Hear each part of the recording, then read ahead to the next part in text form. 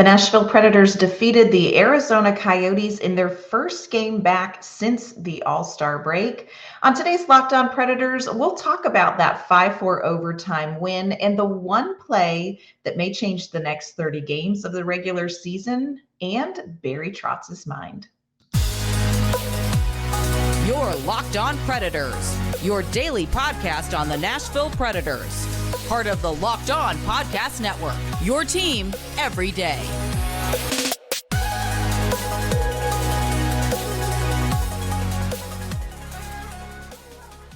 Welcome to the Locked On Predators podcast, and thank you for making us your first listen of the day. We are your free daily Nashville Predators podcast, part of the Locked On Podcast Network, your team every day. Of course, we got to start out this episode the way we start out every one of our episodes, and that's by giving a shout out to our Locked On Pred heads, our everyday listeners who tune in and talk Nashville Predators hockey with us each and every day. Want to let you know how much we appreciate you and love your support.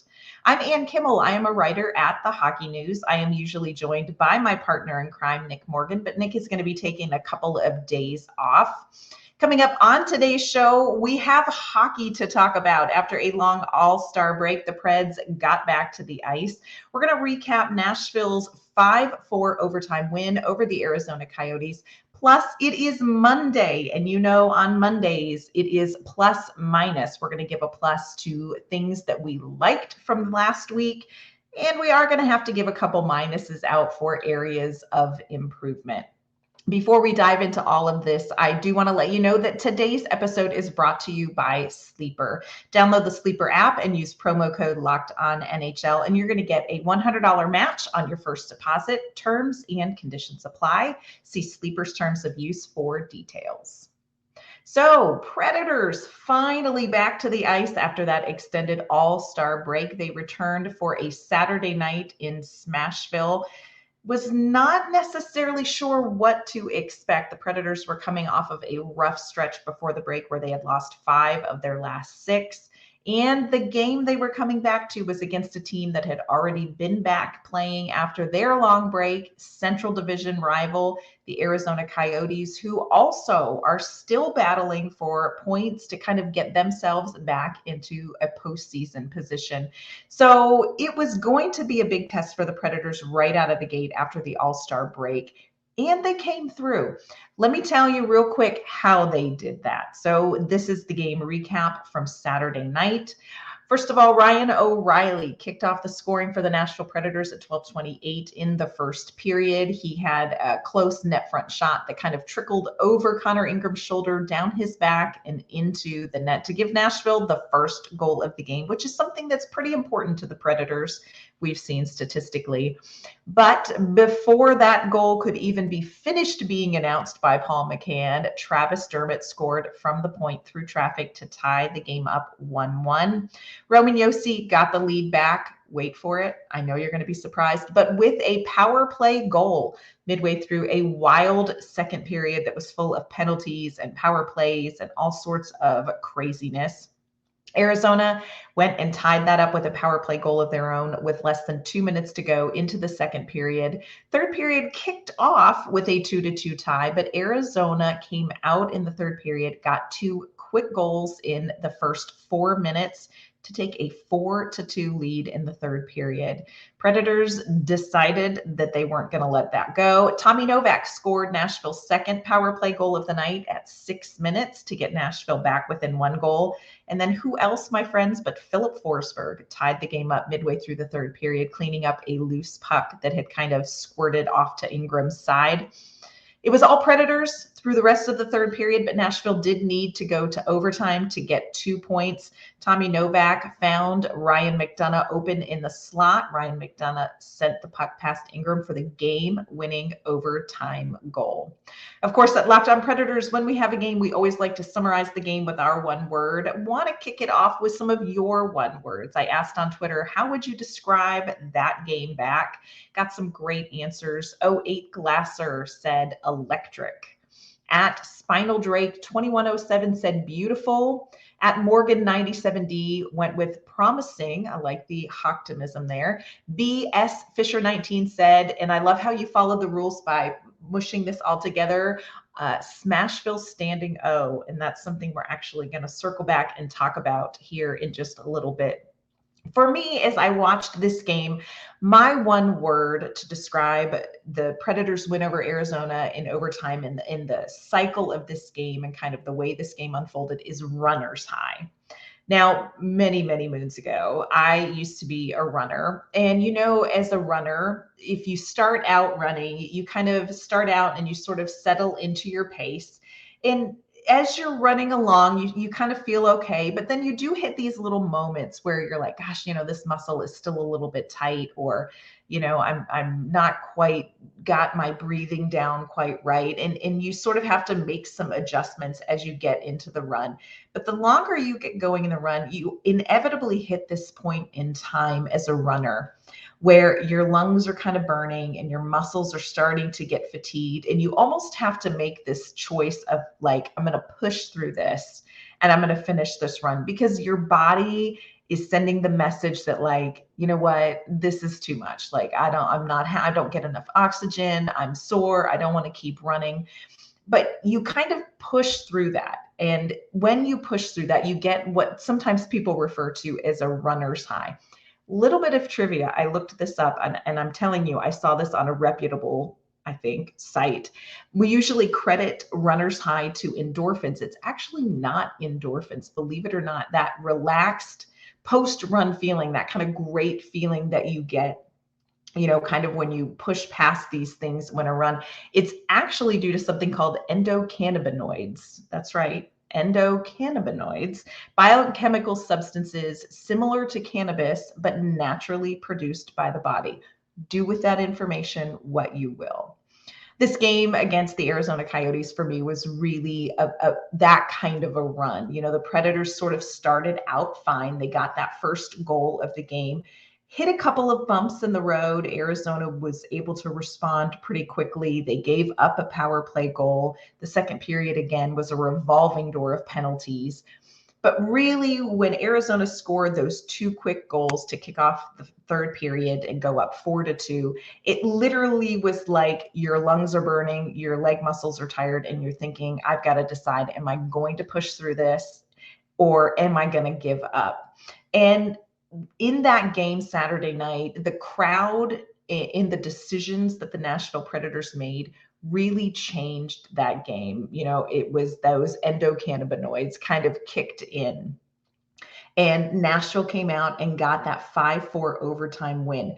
Would have been great to get those 2 points in regulation. But here's the thing. Nashville could have folded when they were down 4-2 in the third period, and they pushed through it and they got the win. And I would say that most everybody in Bridgestone Arena was thrilled and excited by that game, as were the Predators afterward when we talked to them. First thing that we need to talk about is the fact that Nashville scored 2 power play goals. Now, they went 2 for 6 statistically, but let me just say, if you missed the game, the second period, there apparently was a rumor that there were snacks in the sin bin, because everybody and their brother was cycling through, and you would have a power play and then you would have 4-on-4 play. Then you would have a little brief snippet of a power play, but then 4-on-4 play. So it wasn't like Nashville had, 12 minutes of power play time on 6 chances. Nashville's last power play goal before Saturday night's game was January 20th, scored by none other than Roman Josi against the Arizona Coyotes. The Predators, since January 20th, were 0-18 on the power play. That is not going to get it done. And this was something that Andrew Brunette was really cognizant of. He talked about it in the practices after the break, kind of leading up to the Arizona game.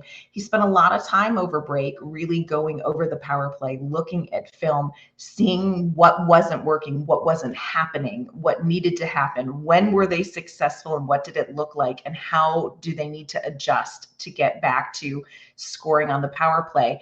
And he spent a lot of time in those practices focused with the power play units on making corrections. And so to see Nashville capitalize on those 2 power play goals, I think was really huge. Getting 1 would have been great. Getting 2 was fantastic. And it, great to see that going, and hopefully there's some momentum there that they can build on when it comes to special teams. Also, there is a moment of how many games would have been changed with a successful power play or 2.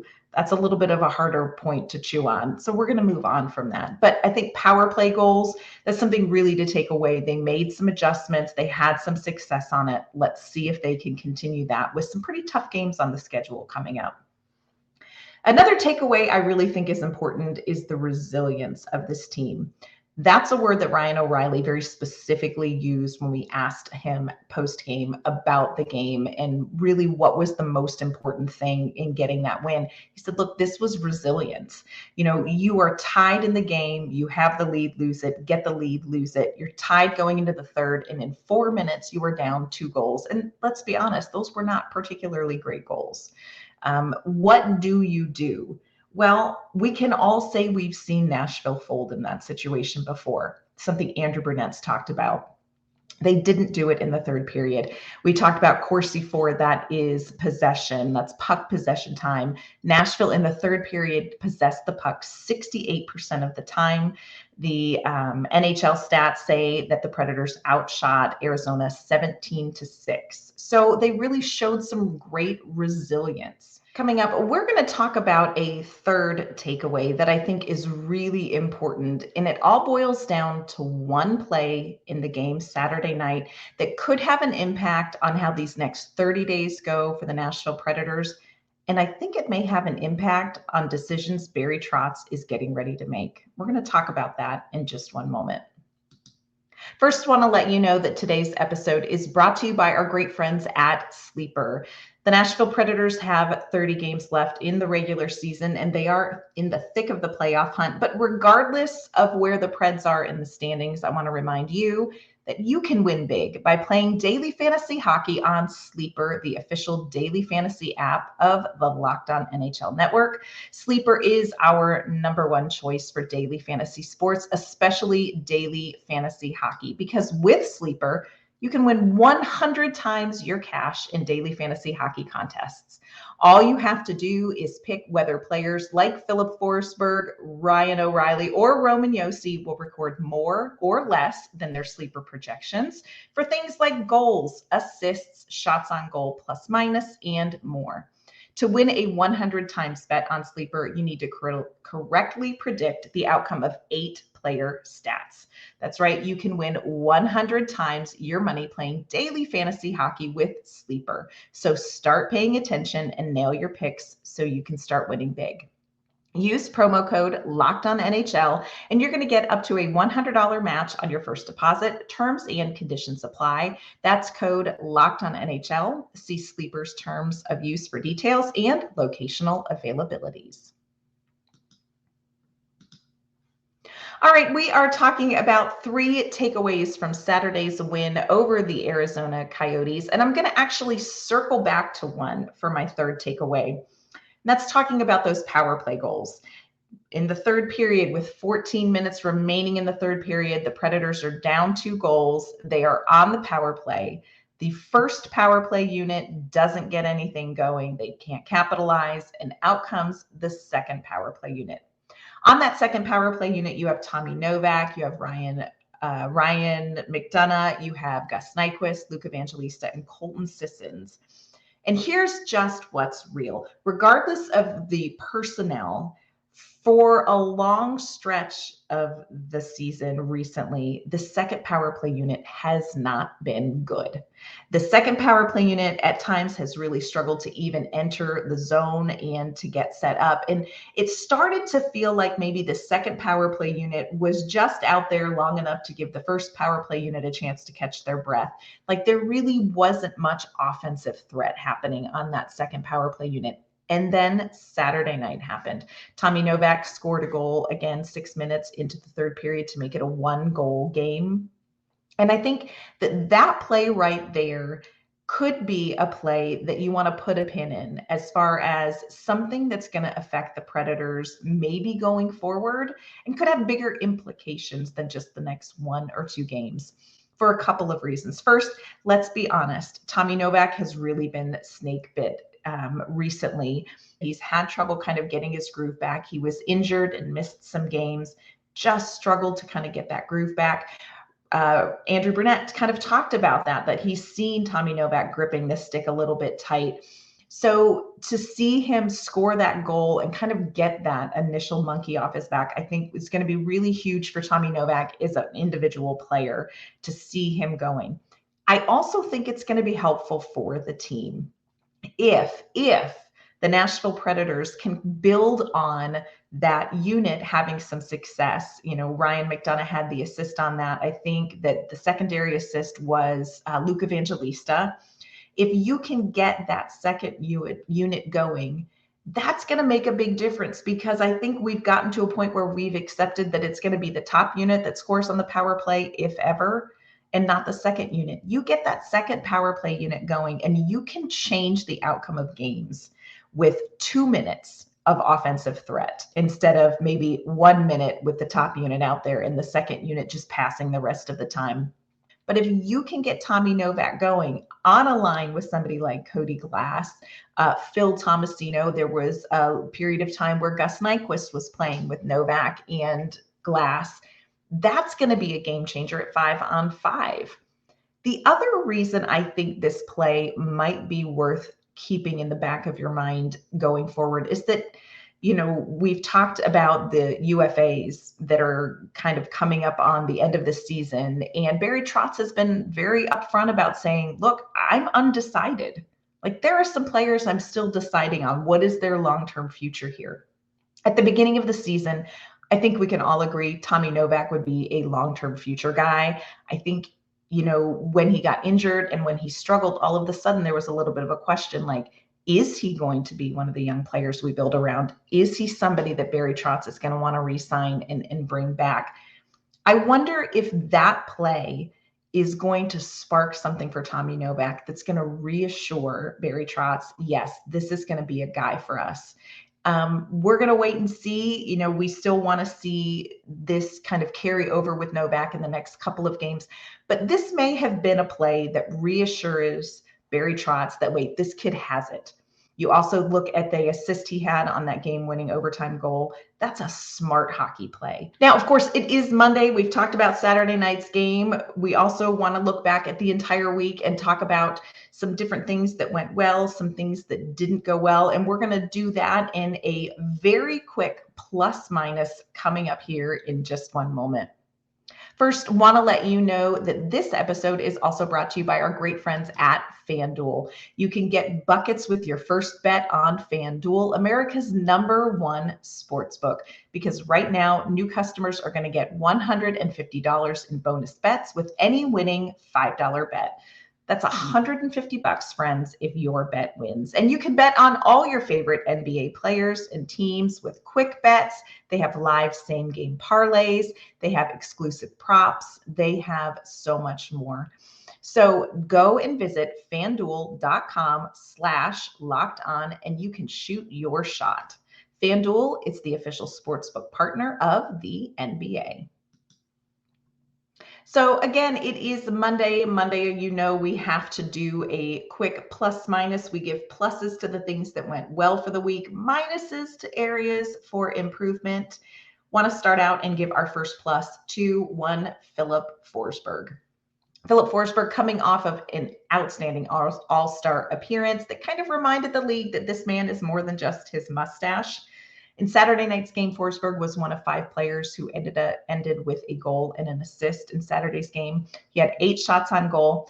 His assist turned out to be his 300th career assist. So kind of a milestone marker for Filip Forsberg. Forsberg is just such a unique player, and I think Nashville sometimes is so used to him we don't appreciate it. But this is somebody who has the finesse to tap the puck in the air around 2 defenders and take it to the net. We saw him do that Saturday night in a play that was absolutely insane. but he's also somebody who is strong enough to win puck battles and battle through traffic to get to the net front. I think Filip Forsberg really is turning into just the guy who is going to carry this team. I know that there was a stretch before the break where that top line was struggling to produce. I think Filip Forsberg found some of his mojo at the All-Star game, and we saw that on display Saturday. Are going to need that in the games coming up because there are some big games where you're going to need your top guys to play their best. But Filip Forsberg, my friend, you absolutely get a huge plus. I also want to give another plus to Tyson Barry. I know that may shock you. You might need a minute because Tyson Barry has kind of been, well, let's just say maybe not in the plus column a lot this season. This has been a tough go for Tyson Barry. Really hasn't found his place in Andrew Brunette's system. He's been a healthy scratch. There's been a little, like sands through the hourglass, days of our lives drama off ice with news leaking that he had requested to talk to some other teams. Tyson Barry very rarely in the lineup, was in the lineup. Dante Fabro, a healthy scratch, which I thought was interesting. But I think we saw Tyson Barry's best game of the season on Saturday night. Barry was put on the top power play unit. That's somewhere that Tyson Barry has been really good all his career. Saw him on that top power play unit. He had an assist on Roman Yossi's goal. It's a place where he shines. I don't think it's going to change anything. I don't think this means that Tyson Barry is going to have a great future, a long-term future with the Nashville Predators. I don't think he's a piece that fits. But I think it was really good to see him kind of get his skates under him. He's had some games where he came in not so great. This was a good one for him. So Tyson Barry, I am going to give you a plus. Want to give a little minus here. And again, a topic we've talked about, a minus to Phil Thomasino in his third period minutes. This was another one of those situations in the game where we saw Phil Thomasino, he did have kind of a bad turnover in the game that led to Arizona getting a score, and ended up just playing, I think, one shift in the third period, played just a total of 8 minutes and 31 seconds in the entire game. And it's a tough situation for Brunette because the Predators are in a playoff run. Every game does count. You don't want to lose a game because a young player makes a mistake, and you do have to trust the players in those moments. But the only way that you earn that trust is by being given an opportunity. So for me, that is a bit of a minus, and it's something that we need to keep our eye on. I think there's a dynamic at some point with Phil Thomasino where we need to see more opportunities for him in big moments. Another minus that I want to go bigger picture, and this is an NHL minus, and I think we've seen on social media, everybody has an opinion on this, but I want to give a minus to Morgan Reilly. And the empty netter heard round the world. So in case you haven't seen it, Ottawa played Toronto this weekend. Ottawa was up 4-3 over Toronto. Toronto went empty net for the extra attacker. Ottawa got the puck, and Ridley Grieg skated up the ice. And right in front of the net, he just stretches back and hits a slap shot into the empty net goal. Morgan Reilly took exception to this, goes after him, and ended up high sticking him in the head. Now, I've read all the tweets, people saying he went to high stick him in the shoulder and it slid up, or, you have to have a reaction. My favorite response is that there is an unwritten code in hockey. And one of those things that you don't do is what Ridley Grieg did. You don't go down there and hit a hard slap shot in an empty net, because it's kind of showing off. It's a little bit of a middle finger to it. It's a goal. A goal counts the same way whether a dude gently taps it in or hits it with a slap shot. You're still going to lose that game 5-3.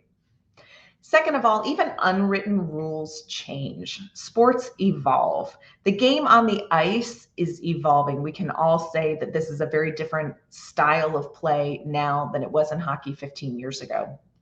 One of the things that's going to evolve too are these unwritten rules.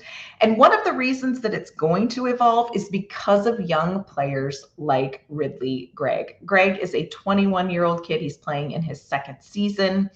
And these young kids, look at Nashville's team. You've got Luke Evangelista, you've got, Tommy Novak. You've got Connor Bedard, you've got all of these young kids playing, Trevor Zegras kind of playing, and they do play big, and they play a little extra, and they play with a little zhuzh. And while you may not like it, I think secretly everybody wants it. You like watching them play with some swagger.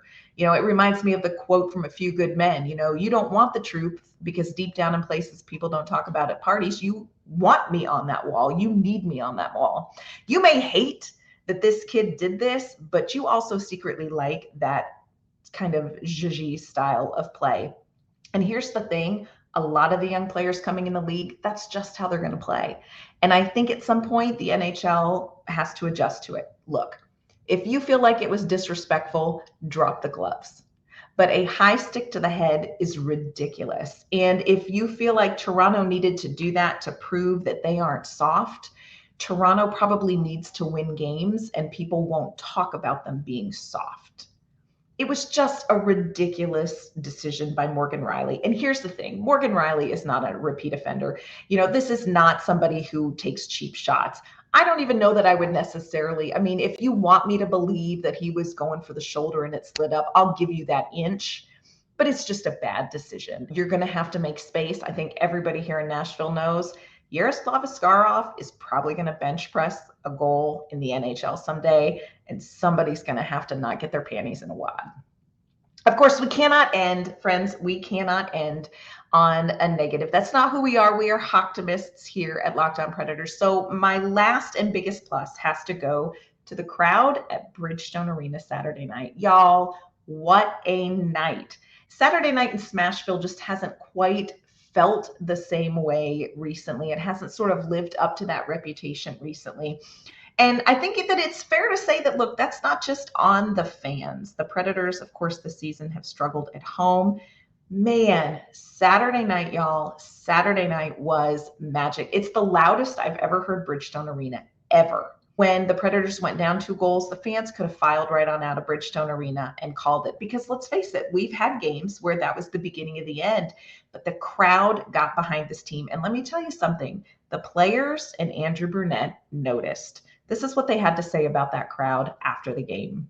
I can't say I think I've heard this building that loud in my tenure here with the Preds. So that was an unbelievable atmosphere and great to cap it off with a win. Oh, that was awesome. That was kind of, obviously for myself, first time kind of experiencing that here, and that was awesome. Yeah, it was awesome just to see everyone on their feet and showing that support, and for us to go and get the win too, obviously is awesome. But it's a great feeling, and we're hopefully that'll be there a lot more. Oh, that was awesome. Yeah, obviously you do have to earn it, but I thought that was great. That obviously kind of kept feeding that attack at the end, and obviously we love that every night. I hope so. I hope they, as a group, felt or understood this big time year, and the crowd, if they're behind you, and we got them energized, but they energized us in a lot of different ways, and this is a fun atmosphere. I've played in both sides, played in here as a player on the home team and a player on the visiting team, and the crowd, when you're doing things and they get it behind you, it's a hard place to play in, and it's a fun place when you're on the team that's the crowd's behind you. So hopefully we can maybe learn from that and use that to our advantage here going forward. Smashville 100%. You get the biggest plus of the week. That was incredible. So what were your highlights from the week? I know we only had the one Arizona game. What did you see from the Nashville Predators? Let us know. Drop us a comment on our YouTube page, or you can follow us and let us know on social media. Check us out at LO_Predators. On tomorrow's show, we are going to preview the Predators game Tuesday night against the New Jersey Devils. Of course, later this week, they also have the Dallas Stars coming up. So a lot to talk about this week as the Predators keep pushing for the playoffs. Until then, I want to thank you for making Locked On Predators your first listen of the day. I'll be back tomorrow to talk some Predators Devils. We'll see you then.